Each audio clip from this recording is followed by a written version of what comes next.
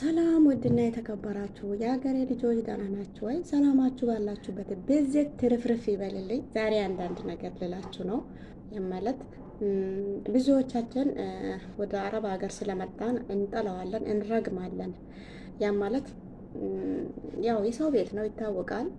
ብዙ ነገር ይጎለናል። ነፃነት የለም። ከነፃነት በላይ ደግሞ ምን አለ? ምንም የለም። ነፃነት የለም። ባለንበት ህይወት በጣም እንሰቃያለን። ነገር ግን እናመስገን አለብን። አልፈነውም ለመጣ ነው ዛሬም ላይ ላለ ነው እናመስገን። እዛ ጋር ተቸግረን ነው የመጣ ነው አይደለ? ስለዚህ ማመስገን ያለብን። ብር አልበረከተልንም። ብር ምናምን ብር ብዙዎቻችን ብር አይበረክትም። አዎ በእጃችን እንሰራለን የሚሄድበት እስከማናውቅ ድረስ ወይም ለራሳችን ሳንጠቀም ወይም የላክነው ሰው ሳይጠቀም እንዲሁ ከእንዲሁ ያልቃል።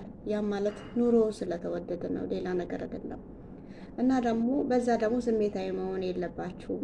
ብር ያለ ቦታ አይደለም ያጠፋችሁት፣ ወይም ለተቸገረ ቤተሰብ ነው የተሰጣችሁት፣ ለራበው ሰው ወይም ደግሞ ለራሳችሁ አንዳንድ ነገር እየሰራችሁበት ሊሆን ይችላል እንጂ ዘንጣችሁበት ወይም ኮርታችሁበት ወይም ዛሬ ሰው የዋለበት እውላለሁ ብላችሁ አይደለም እየጠፋ ያለው፣ ያለ ቦታ አይደለም።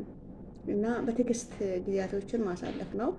እና ደግሞ አንድ ሰው በሰራ ቁጥር በጊዜ ርዝመት ልትደሰቱ ትችላላችሁ። ረዥም ሰዓት ብትሰሩ፣ ረዥም ጊዜያቶችን አስቆጥራችሁ ስትሰሩ በራሱ ሰዓት መልስ ይሰጣል።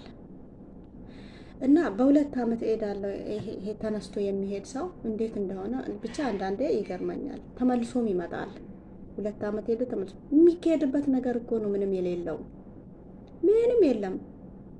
በትዕግስት ሁሉ ነገር አሳልፋችሁ ተርባችሁም ተጠምታችሁም ሆነ ትንሽ ገንዘብ መያዝ ያስፈልጋችኋል።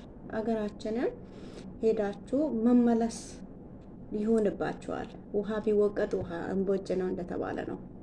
ቲጂን አያችኋት አይደለ? ሄዳ ወልዳ 3 ወር አራስ ነው፣ አራስ ህፃን ነው ትታ የመጣችሁ።